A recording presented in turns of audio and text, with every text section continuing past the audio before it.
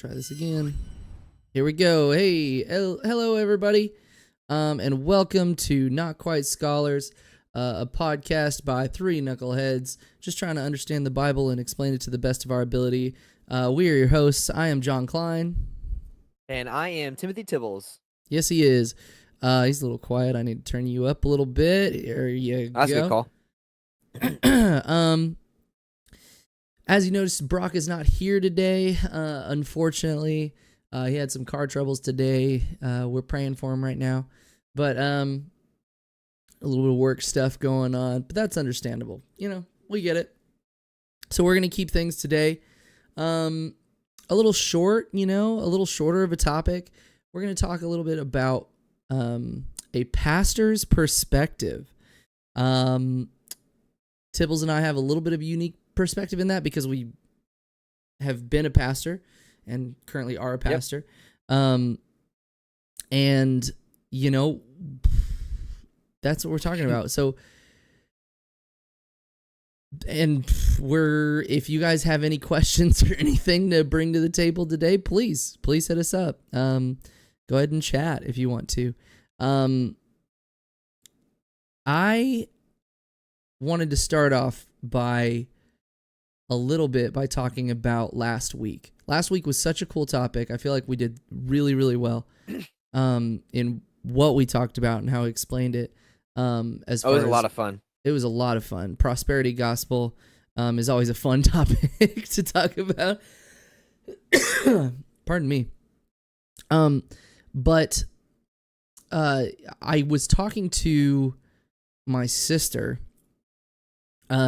directly after our podcast, and she was talking to me about how much she absolutely loved the pastor that we had discussed about yesterday or last week, Jesse Duplantis, and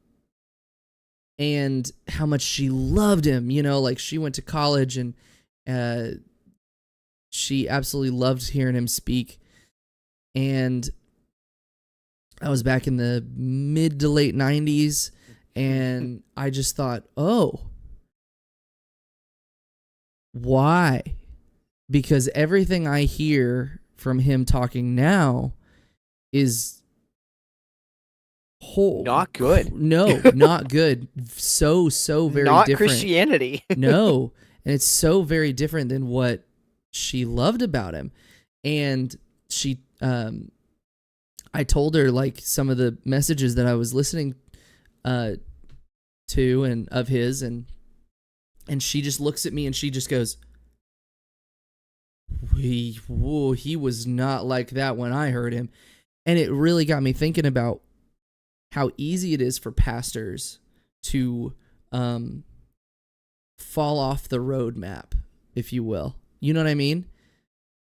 Yeah, to almost fall away from Christianity in a sense. I wouldn't say Christianity. I would say the right message. Right, if that makes sense. Like the message they're sharing becomes no longer Christianity. Well, I don't, or at least no longer the gospel that we were entrusted to share. Yeah, because like we talked about last week, right? Like even these prosperity gospel preachers still lead people to Christ. They still can, and they still do. And there are still at least some redemptive qualities about it. Absolutely. And I would call that Christianity, even if it is a mutated thing of why perverted. You are going to Jesus is to get more money, whatever. But so we're talking today a little bit about that, about like our perspectives as pastors and what we have come across. And so, Tibbles, why don't you tell us a little bit about your pastoral background to start us off? So I went to Bible college. I graduated high school in 2016. I went to Bible college, went to Ozark Christian, and was there for about I went to 4.5 years. Took one semester off. Then everything went online for COVID. This is right in the middle I was about halfway through my degree. Everything went online for COVID, and I was like, you know what? No, done with this. So I actually dropped out of college. About that A lot of time, people I do. was yeah.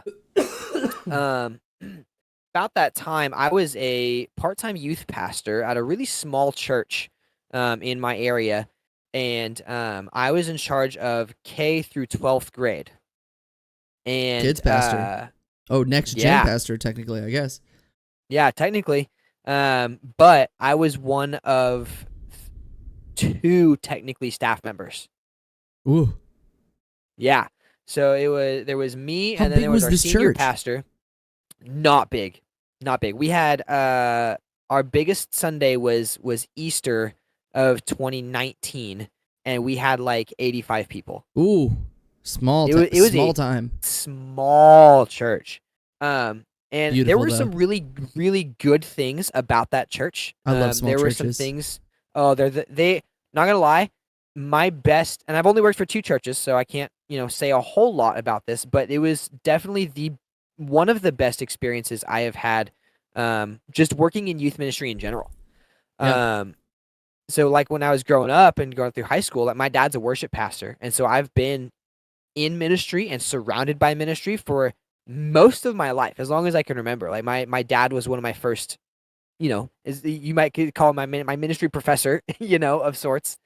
Before I ever went to college, my dad was teaching me about ministry. So I grew up, doing tech team through junior high and high school, and even in big church, sometimes it's referred to. And so all of that experience, coupled with the knowledge that I gained at Bible college, really helped me develop what kind of pastor I wanted to be, especially at this really small church that gave me every chance and every opportunity, even when I didn't necessarily deserve it. Like that's why I say like this is one of the best opportunities a young pastor could do is to go work at a really small church that knows they're a really small church, and they don't necessarily um like they have this desire to grow, but they're not putting that desire of growth above anything else or everything else. Mm-hmm. Like one of the greatest opportunities a young pastor can have is to go work at a church like that. Yeah. Because it's like, no, like they understand this is your first ministry job. They Mm-hmm. understand that you still have a lot to learn. They understand that you don't know everything. And sometimes anything. like It's true. um but they're going to love you, and they're going to come alongside you, and they're going to help you grow in so many different ways. Um and so like yeah, like working at this really small church of, 40 people on a good Sunday, greatest experience, one of the greatest experiences of my life. So that's It's awesome. that's kind of where I started. So where did you start in your ministry? Because I know we have a bit of a shared history at the same church, but I did not know you at that time. Mm-hmm. Yeah, so I grew up in church and grew up playing music. When your dad was the worship pastor at Pixie Snidget on Twitch, just joining. Thank you for the chat. So when your dad was a worship pastor at First Church in Owasso. Yeah, now First Church. Now First Church. Used to be First Christian Church of Owasso. That's when I was going. I was leading the youth band and in worship, and that was really fun. And I thought that I knew what I wanted to do with my life, and God quickly turned that upside down. Oh, imagine that. Yeah, right. I had this whole plan for my life that I was going to go to the Bible Institute of Los Angeles and study music. That's what I wanted to do. I wanted to study music. I didn't want to study ministry. I didn't want to do that. I wanted to study music, and I wanted to write film scores and stuff like that. And I thought that was really cool. Wow. I actually didn't know that about you. That's super cool. But quickly, God flipped that upside down, and I ended up going to college at ORU, Oral Roberts University, and Also did not stay there long. Oh, I say that. I was there for about 2 years. Okay. 2.5 years or so. And it was very enjoyable. You know, I minored in vocal performance and majored in worship ministry. So, that was a lot of fun. But that took me to First Church, where when you guys had left and gone somewhere, Texas, I think, or something. Yeah. When I was a freshman in high school, we moved to Arlington, Texas over Mhm. Christmas break. Yeah. And So yeah, that church was going through quite the it wasn't a split. It was almost a mass exodus. it was, and that was a weird exodus too, because like it felt like it was for a lot of the wrong reasons. You know what I mean? Yeah. Like Yeah. maybe not so much the staff leaving, but after some of the staff left, like your dad and stuff, a lot of the weeds came out. You know what I mean? Like a lot of the skeletons in the closet came out because after you guys left, they ended up hiring another guy named Josh, who's super cool, and hiring me to be the associate. And the pastor at the time was just wild. I mean, super old school to a point where like he would get so on to us about not having the right slides up because he was using a very specific version of the Bible, and we told him that, well, we tried, but it's outdated and we can't find that version. And he's like, well, do it anyway. Like, it was just a lot, right? Yeah. It was crazy. So that was my first pastoral experience, was just like basically being treated like this redheaded stepchild, for lack of a better term. Very much my way or the highway. Like you said, very old school. Mhm. Almost. I'm gonna say this with all the love in my heart. It was very like Southern Baptist style. It was. And for me, I was the youngest on staff. So this whole creative team, it was the worship pastor, and then our audio guy, our audio production manager, our video production manager,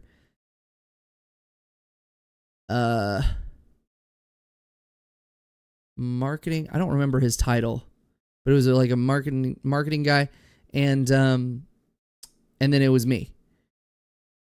And so I love all of those guys to death. I will be honest and say I was treated very poorly. Well, you're just the young guy. What do you know? Exactly. I had at my last ministry job, that line was almost verbatim said to me. Well, when you're young, there's why I left that church. There's such a fine line to walk too, because like I'll say this about that, about being the youngest and then seeing the youngest, because now I'm not the youngest. And that's great. Right. You're 30. You're so old. I know. I'm almost 31. But it's such a fine line, because I feel like as pastors, there's this huge desire, this need, this want to prove ourselves. Oh, we went to college. We know the Bible. We want to do this. We've been in part of this world for our whole lives. We need to prove ourselves. We know what we're doing. When in all reality, we don't. I didn't know what I was doing. And that's not. So, again, I'll say this. There's such a fine line to walk as a senior pastor who needs to hear the ideas of the young pastor. Right, yeah. And because a lot of the times, like, while the younger pastors don't necessarily know the best way to get somewhere, they have a lot of the best ideas. They have some of the newest ideas, which is fair. the way That's a fair critique. Right, which is the best way to reach their generation, Yeah. right? And so if you Yep. want to reach that generation of Christianity, listen to your young pastors.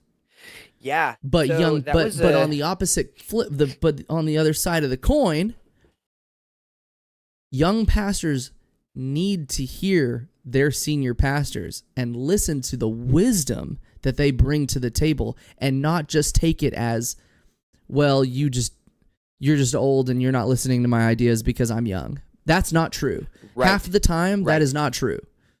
They just Right. No. don't know how to So I would- communicate that well. Agreed. So I would say agreed. Half the time that's not true. However, Oh, the other when half your sucks. senior- when your senior pastor tells you directly, no, we are X church, we do this a certain way, and because we've always done it this way, there's some red flags going Oh up. yeah, absolutely. Absolutely. Fully agree. Which again, that set of words almost verbatim was said to me. Yeah. I Yet mean, I part of the remember reason a I time, left. so after that, and after, Australia, moving to Australia and being a part of Hillsong, which Yeah. is such a Yeah. global So church. talk about that, because that's oh my awesome. gosh, it was wild. So after working at First Church for a couple of years, 2-3 years, got married. We moved to Oklahoma City, where we, volunteered for a church that was really cool. But then we decided we were going to move to Hillsong, and I was going to continue my studies there.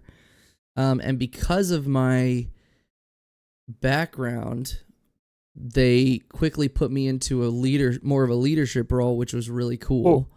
That's awesome. Yeah, it was wild. But I was not a pastor there by any means. But Right. that is a global church that their pastors are seen as these celebrities, right? And it's so weird. It's such a weird experience. And that church, I'll be honest, there's a documentary that's out right now, a couple documentaries that do not paint Hillsong in the best light. And I'll be Ooh. honest, half of that is a smear campaign. I'll be No, 100%. truly, because here's the thing. No, Hollywood hates Christianity in general. So whenever yeah. they reach any sort of notoriety, of course they're going to go after them. But I have friends that watched that and was like, how could you be a part of a church like that? And I was like, it was not that. It was half of, and what's crazy is half of the people that they interviewed, they were there when I was there.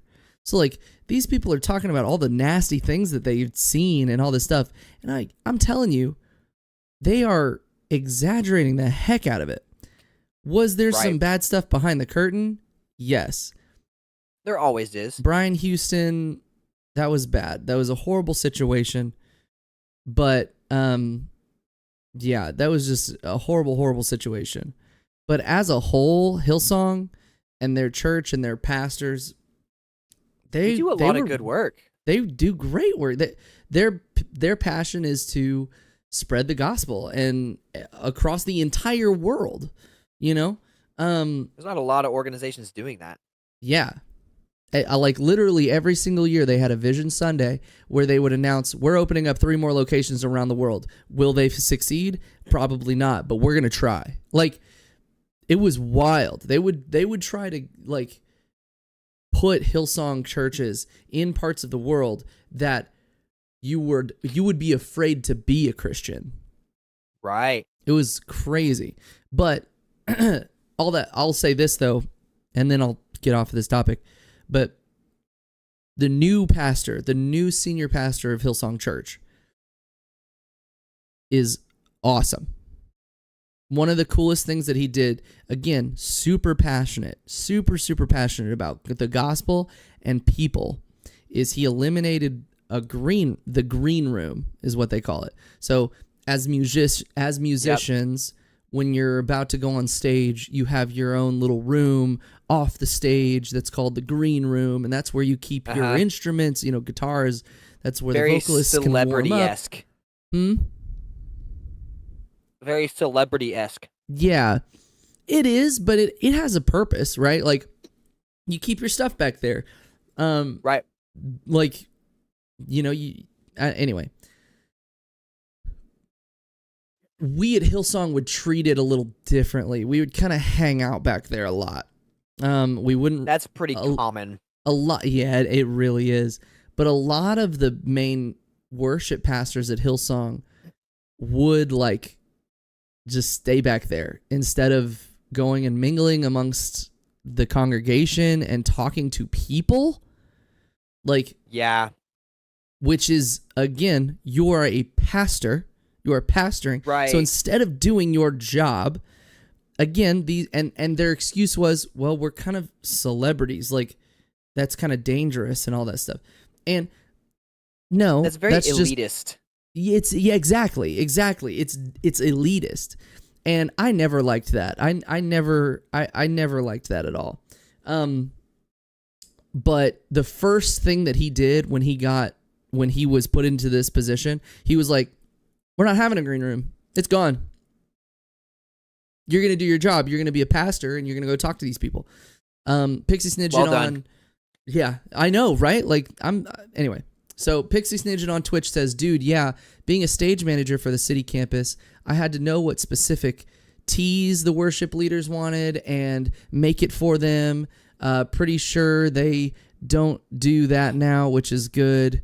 Yeah, the celebrity status there was just wild. That's kind of gross. There would be people, there would be pastors. Tiffany, you can say this too. I think there was a pastor who literally was speaking to the congregation and just snapped to the side like he wanted a water.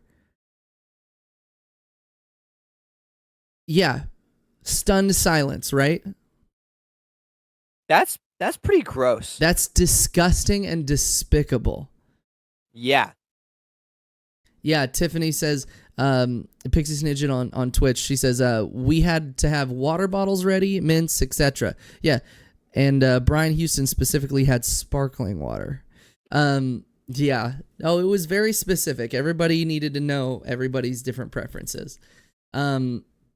All the stage managers had to know all the different worship pastors' specific preferences. This person likes this kind of tea, this kind of water, this kind of thing. It needs to be lukewarm. It needs to be this. It needs to be that. Like, ugh. Wild. Oh, it was disgusting. That's gross. Oh, yeah, it was disgusting. And that's how kind of that culture was of like this whole like celebrity status, right? These pastors at this huge church, they were celebrities. It was a big deal. Right. But then after that, very arrogant. That, what? Very arrogant. Oh, it is. Oh, so true. Very arrogant. But directly after we left there, we immediately switched gears like wildly, totally opposite sides of the spectrum we went to the smallest town in Ohio I had ever seen in my life. Like literally, It was surrounded by Mennonites. We could not drive in any direction without going through Mennonite country. Talk about Amish paradise. Good grief. Dude, it was wild. We were in between Columbus and Cleveland. Okay. So it was wild. But again, small town. We were probably the biggest church in that small town, but even that, we had like 150 people. You know what I mean? Yeah. They're much bigger now. They're basically driving every other church out of that town. But wow. That was such a different experience of I believe it. What? I believe it. Yeah. Well, the small town versus the big city, like my wife and I would go to dinner or go to breakfast, or I would go to breakfast with my coworker Russell, and we would we'd have our meal paid for us because somebody just recognized us and just paid for it before we left. And that was so different. It wasn't celebrity, it was small town. It was this honoring. Yes. But my experience with my coworkers was totally different. So at Hillsong, we all loved each other. There was a big community. It was such a big church that whoever you were working with or whatever, you could always find somebody that you could share life with, that you Yeah. had common interests with and stuff. In Uh-huh. small town Ohio, we had no one. We had nothing. Yeah. No And community. we had no community whatsoever. Now, this was also the time when COVID had hit, and so we were kind of landlocked to our home anyway. But the pastoral experience was also different in the sense of like my boss. You were talking about Yeah. like the 50% of the senior pastors who are like, "Oh, well, you know, We've done it this way. We're always going to do it this way. exactly." I was literally told by my boss, like, I was the creative pastor. I was a worship pastor there. So worship and creative elements were kind of my bread and butter, right? Uh-huh. They should have been. But it was wild. Like I had an idea for this really funny dad joke video for Father's Day. And his response to it was, "Well, I don't like it. Let's go with my idea." And then my coworker jumps in. He goes, "No, I kind of like the other idea. Like let's try it. Let's do it." And his response to it was, "Okay, but I'm not going to bail you out." And Yep. he had a stank face the whole rest of the week. He did not want to do it, and he hated it. And it wasn't even a year later that I was out of that church because he just didn't like me, and he didn't want me there. He Yep. did not want me there. And he, to a point where he basically told me, "You need to leave."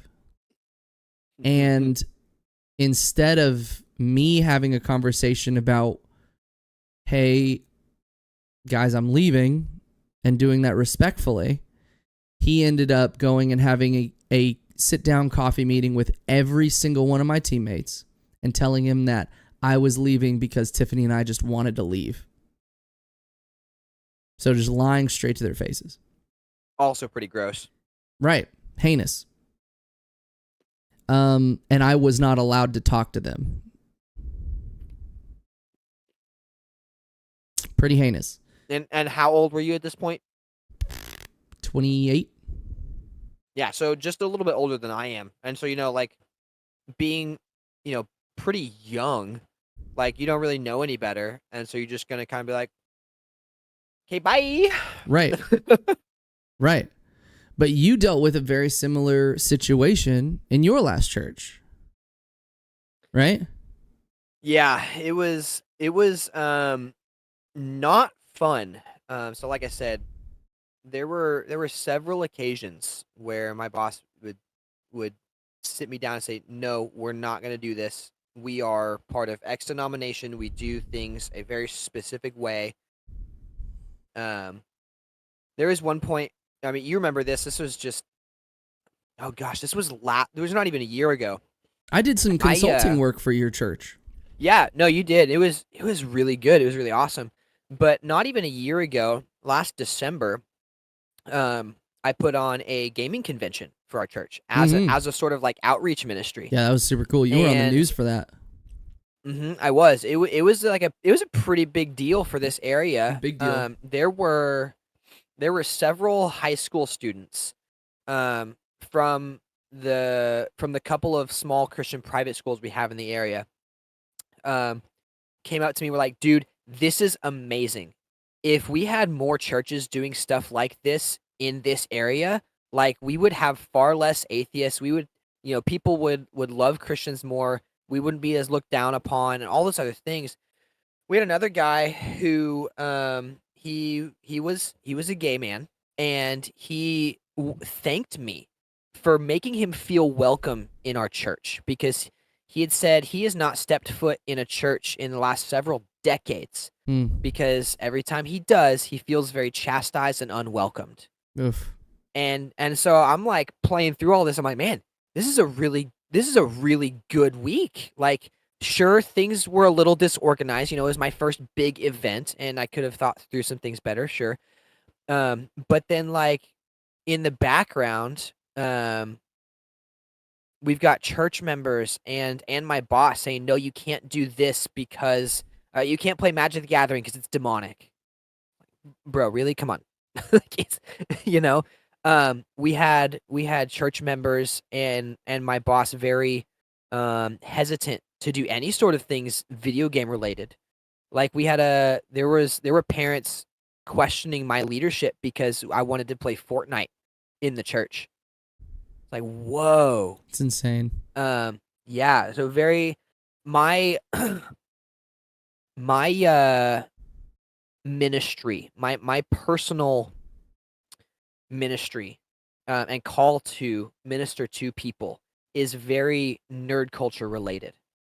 And I tried explaining this to my boss on several occasions, and he just kept telling me things to the effect of, no, we don't want to use labels like nerd culture because labels build walls and we don't want to divide people and we want to make sure everyone's welcome. And I'm like, dude, nothing unites people in this country, in this world, more than video games. Why would we not want to use that? Literally 90% of high school students play video games on a regular basis. And he was just... My boss plays video games. Yeah, oh my gosh, your boss is so cool. He's pretty great. But that went so far to the effect of, like, I was doing this event every couple of months that I would call Fortnite. The kids would bring their own game consoles, and we would provide TVs for them to play on, and they'd bring their blankets, and we'd build blanket forts and play games. That's awesome. Super fun. Right. It was amazing. That's really every cool, time actually. Our youth group, we had a regular consistent number of 10 to 12. Every fortnight, we had 20 plus kids there. Oh, it was that's awesome. So cool. My boss told me he didn't want to do those anymore because he didn't want to play he didn't want video games in the church because he thought the effect of video games on young minds was negative. And so I'm sitting there like, dude, these kids are going to be playing video games anyway. Why would we not want them to come play video games in a church where they can experience good, healthy Christian community? That's insane. But yeah, and so it's like all of that stuff is like, no, I can't stay here. Yeah. My personal ministry and mission field does not align with where you want this church to go. Mm-hmm. Which I think is another big problem in churches. I have a problem with the phrase "the American church," because there are so many cultures in churches in America. It's like you can't just group them all together. But one problem that many churches in America face is their senior pastor. You know exactly where I'm going with this, but our audience doesn't or might not, so I'm gonna explain a little bit. When the senior pastor feels or thinks that they are the king of that church, or they are the emperor of that church, or they have the final say on all decisions, that's a problem. And it very much felt when the church transitions from being a body of believers led by each other to a congregation led by one. That's where problem. That's where the problem is, because right. I wouldn't say that the senior pastor is always the problem, and I don't know that I could confidently say that a majority of the time that the senior pastor is the problem. No, I don't want to say that either. No, yeah, and I didn't get that from you, but I would say that probably, in my perspective, one of the biggest issues facing churches right now is alienation. Yeah. They alienate specific groups of people just because they don't agree with how they live their lives or what they do with their spare time. Exactly. And that is the That goes into exact play with opposite. everything I just said. Exactly. That is the exact opposite of everything Jesus teaches. He says it doesn't matter what they do. It matters that they follow me, is what he said, you know? And like perfect example, what you literally dealt with, right? Yeah. Yeah. It's like in an effort to tear down these divisive walls, you're actually building walls between the people you're trying to reach. Exactly. And so one thing that I kind of thought through that whole process was, okay, yes, what you're saying is correct. We need to be tearing down divisive walls between us. However, if you want to be able to tear down those walls effectively, you have to be able to, one, identify them, and two, figure out how to get through them. Because someone who has walls up against themselves, if you just start tearing down these walls, they're going to think you're attacking them. Right, but then my question would be, who's building that wall? Because think about this. He said to you that like the gamers, like gaming or whatever, like that's a wall that they're building. You're building the wall.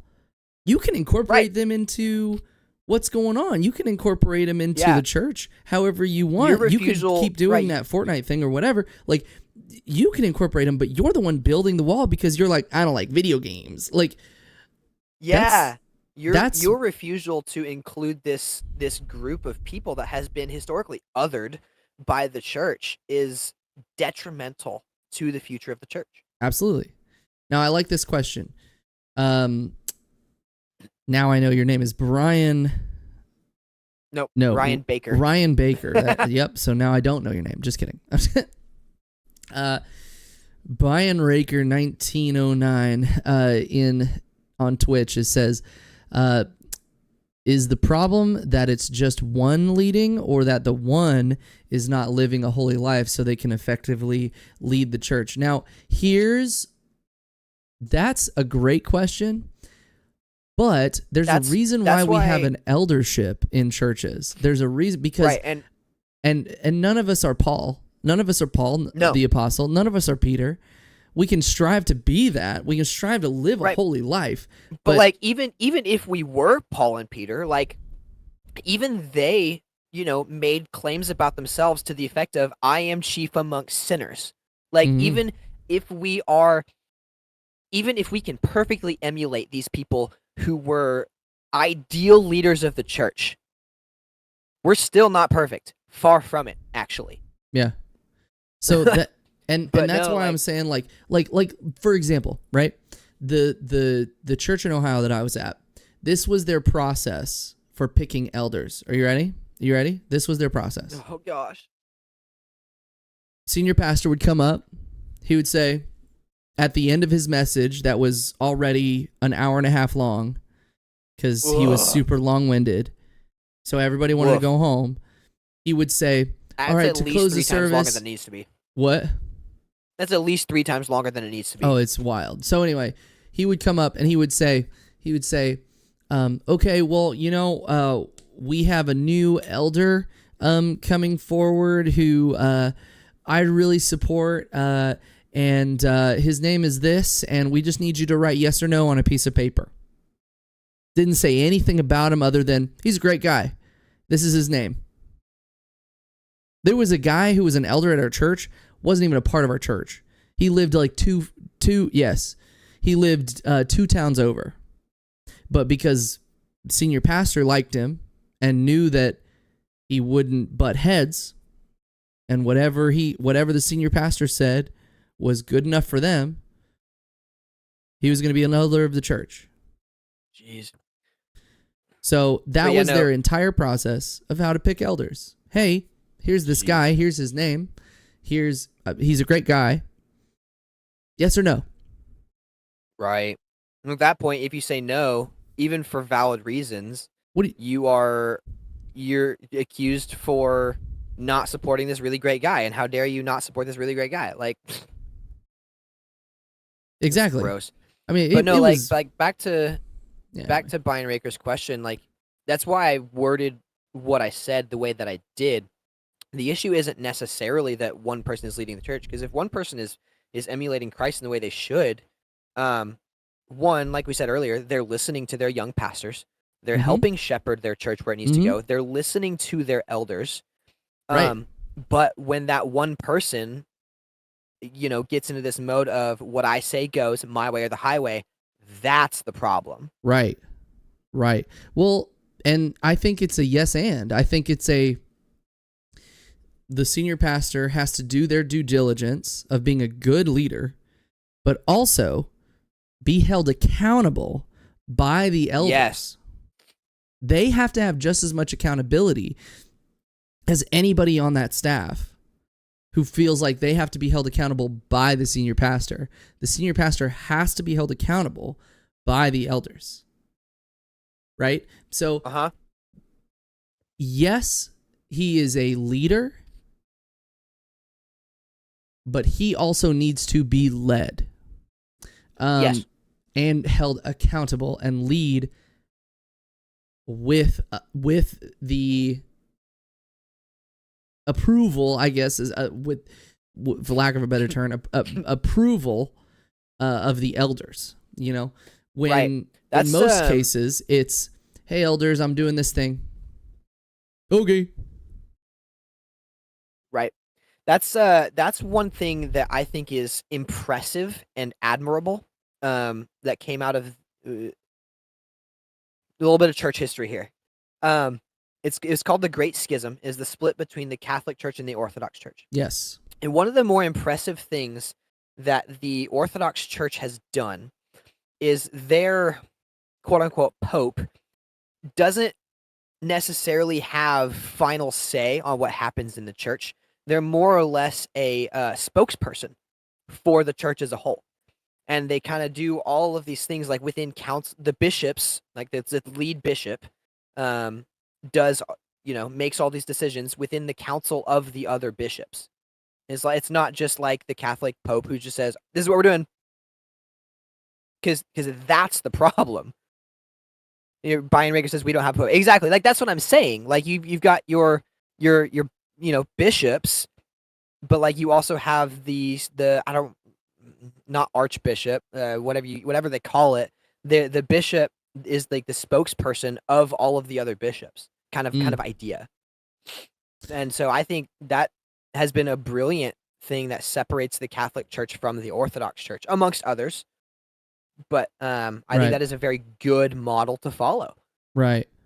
Well, and back to the whole pastoral thing, this is all, what we're talking about is issues that pastors can face, why they face them, our perspectives as pastors on the world and other pastors. And we've spoken a lot about the nastiness that we've seen, but there's also so much tremendous good. There are good churches. None of this is to say that all pastors are bad and it's nasty and senior pastors they're controlling. No, those are the few and far between that you need to watch out for. Right? But again, back to the whole Jesse Duplantis thing, some of these pastors start off on such a strong note and passionate about the right things, and then they veer off, even if it's just by a degree, they veer off, and now they're over here on this opposite side where they're still leading people to Jesus. They're sharing the gospel, but they're sharing it in this other perspective, or they're doing something, even if it's behind the curtain, they're doing something that may not be pleasing to God. They may not be good leaders. They may not be good stewards of their time. They may, whatever that is. Right. At some point down the road, they start to worry and they start to ask the question, not am I preaching the gospel? They start to worry about, how is this going to make me look? Exactly. And this is what my Pastor Jay, he always says this. He says, when you are in this position of leadership, there's 3 things that can get you: gold, glory, and girls. Right? So how many pastors have you seen that have fallen off the path because of money? Too many. We just talked about it last week, right? How many have you seen that have fallen because they had an affair? Right? Girls. Too many. Too And many. how many have you seen that we just talked about Dude. revel in the spotlight to a point where they have to be in control? So we talked about that, this specific idea several weeks ago. We were talking about like Christian artists that have been able to maintain this level of prominence. And I didn't realize this, but like Toby Mac performed at a like a gay pride thing. Yeah.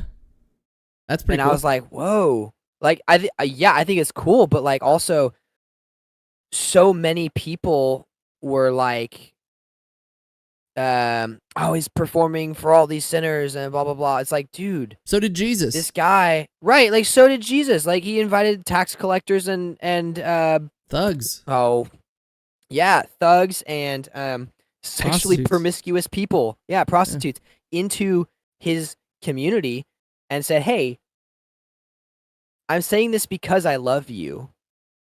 Go and sin no more." Right. Like, Right. Whoa. Yeah, I mean it's wild. But then, but you do have pastors, and these are the ones that you don't hear about often. You do have a lot of pastors who are there just doing a good job. Yeah. What's the phrase? The squeaky wheel gets the grease. Yeah, exactly. Right? Like you never hear about them because they're not doing anything crappy. That one. They're just there being good pastors. Yep. They're just doing what God told them to do. They're just leading based off of the word. They're just teaching people the word. So if you want a good pastor to follow, go find one that hasn't been all over the news. Right. Anyway, no, Yeah. but there's so many different perspectives that a pastor can take.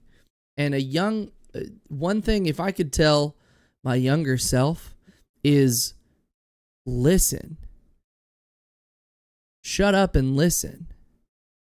And don't get so offended because they're just trying to teach you.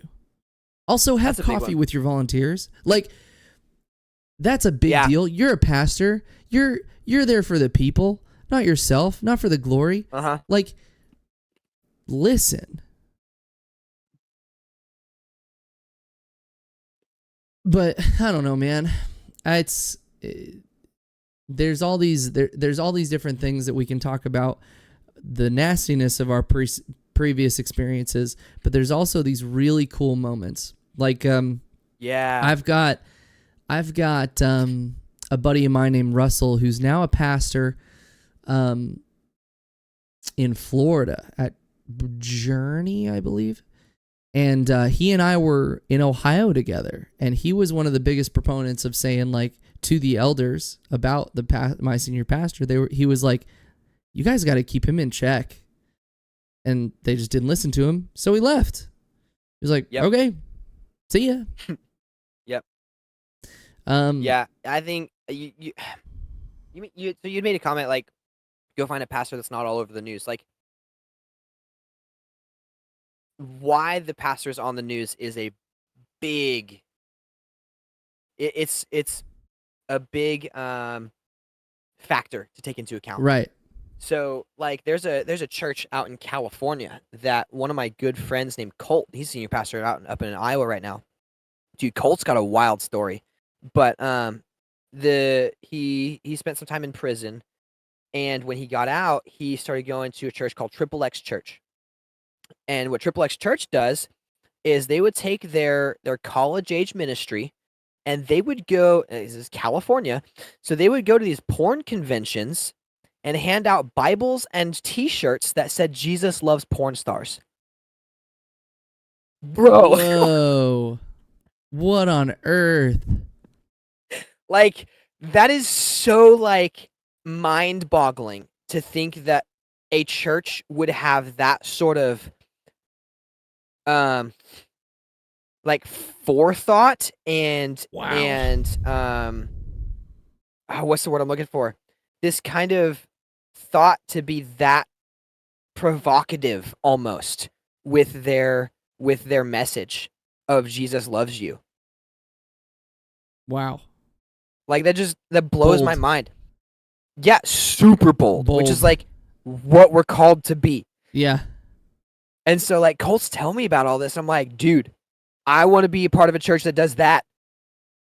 That's wild. or stuff like that, you know? Right. And so, like, that's kind of what I was trying to do, stuff like that. Like, Jesus loves gamers. That was a whole point of my game con that I did.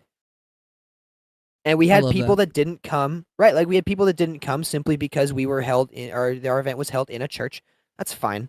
But then we had other people that say, hey, I want to thank you for making me feel welcome. This moment really impacted me for the better. That's sort of what I say, sort of.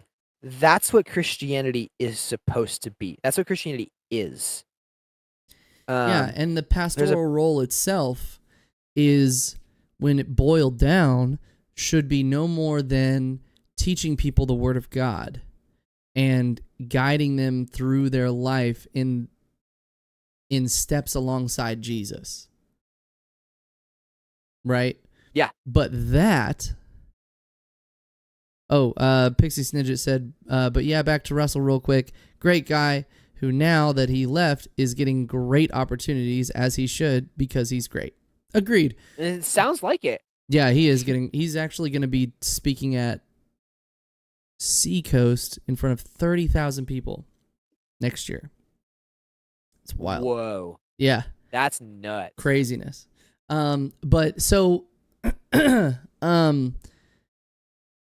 But back to what I was saying, a pastor's job, but in that job description, in that boiled down version of this job description, there's a lot that can go wrong.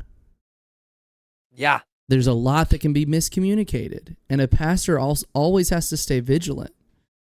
Always has to stay vigilant, because, and this is something that they actually taught me at Hillsong, was when you are on this platform, this pedestal, it just gives the enemy a clearer shot. Yep.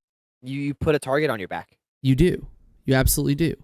And so you have to stay vigilant. You have to always have your head on a swivel. Yep. Because it is so easy for pastors to fall short. It is so easy for that to happen. And when it does, they have a much farther fall because of that pedestal. Yeah. And even it stinks to see you. What? As I say, even if the shot doesn't kill you, the fall will. Yeah. It stinks to see these pastors who do fall, but then again, there is grace to be given to those who try to reconcile what happened, right? They realize what they did was a mistake, and they course correct.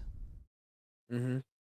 There's so many pastors in the news and all of this stuff that you've seen maybe in the world that have course corrected. And that is where grace can be given. And yes. But then for in my experience and in my opinion, for every nasty pastor there is that can be controlling, that can be maybe saying the wrong message, sending the wrong signals, veering off course, even just by a degree. For every pastor like that, there's always a genuine one that genuinely loves people and wants to see them enter the kingdom of heaven. And that is why they are pastors. And that is why they continue to be pastors. And this is why I truly love most small town churches. Yes. Because I actually spoke. So the church I'm at now is Assemblies of God, right? And we went to this Assemblies of God conference, and it was really cool. And in that, there was this panel of these small rural, is what they call rural pastors, and they got to speak, like, we got to hear their perspectives of like, yep, I'm the only one at the church on staff. I'm the only one there. Most of my meals are paid for because of the community. Yeah. Most of my groceries are paid for because of the community.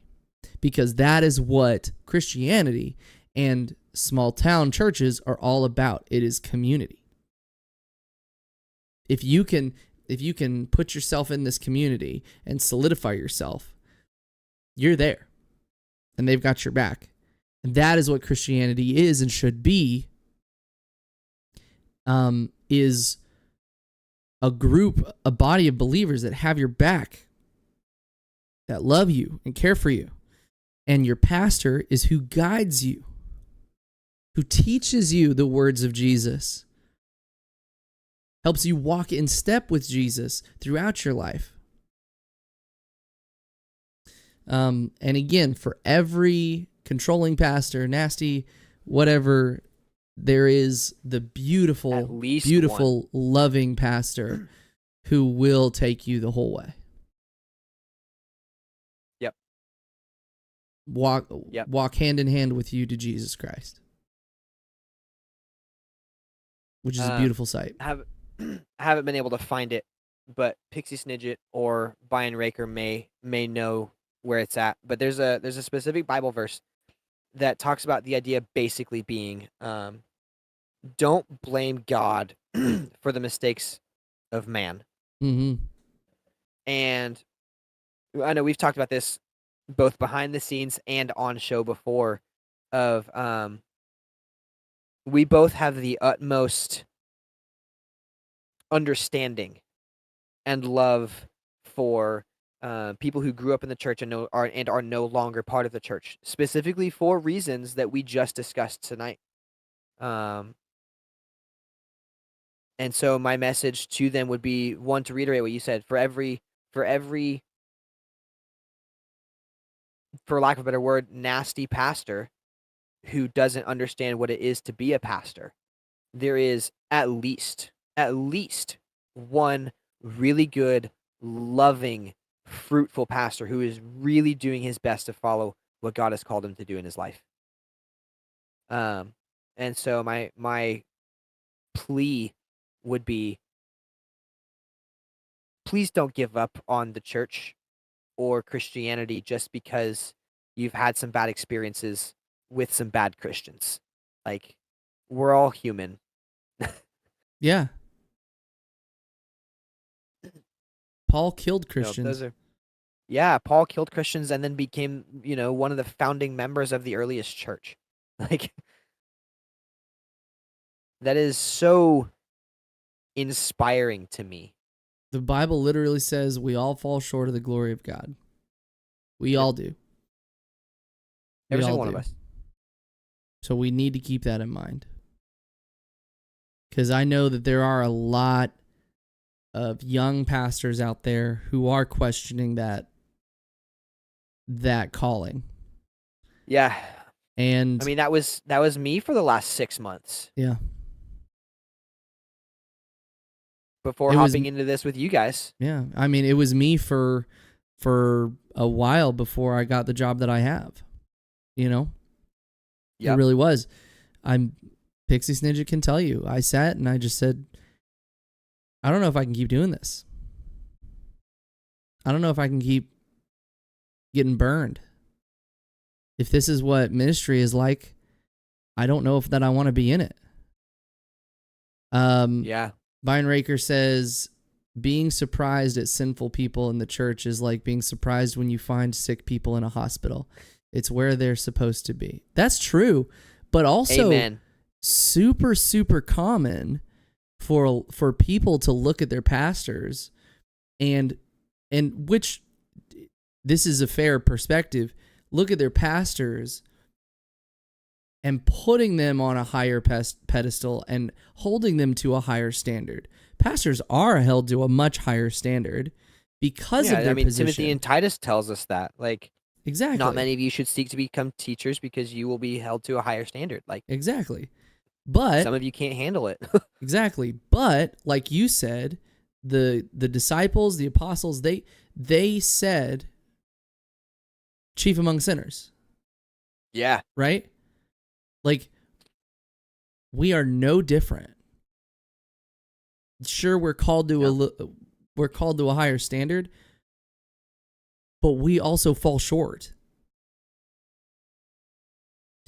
And one of the biggest things, I wish Brock was here now. I really wish Brock was here now. Because after that situation in Ohio, I held a lot of bitterness and unforgiveness. I really did. I did a lot. A lot. And because all I could think about was, how could this man do this? I had just had a kid. Yeah. I had just had a baby. Not 3 months, maybe 6 months before all of this took place. Yeah. And it was his 6-month checkup, and it was the day after the 6-month checkup that we packed up and we moved back to Oklahoma. That's what it was. But all I could think of was, how could this man do this and call himself a pastor? How could he call himself? How could he believe that he is called to lead people in Christ and do such a heinous thing? And all I could think of was all that. And I was talking to Brock. This was back when we decided that we wanted to start a podcast. I was talking to Brock. We were on his front porch. We were just hanging out, and he said, "Man, you have a lot of unforgiveness in your heart." And I said, "Probably, but at this point, I don't really know how to begin to let that go." And he said, "Have you prayed for him?" And he said, not the prayer of like, I hope he grows, I hope he learns his mistake. No, have you prayed for his well-being? Have you prayed that he has a long life and he is blessed, and his kids are blessed, and his wife is blessed, and they are a blessed family? Have you prayed that prayer?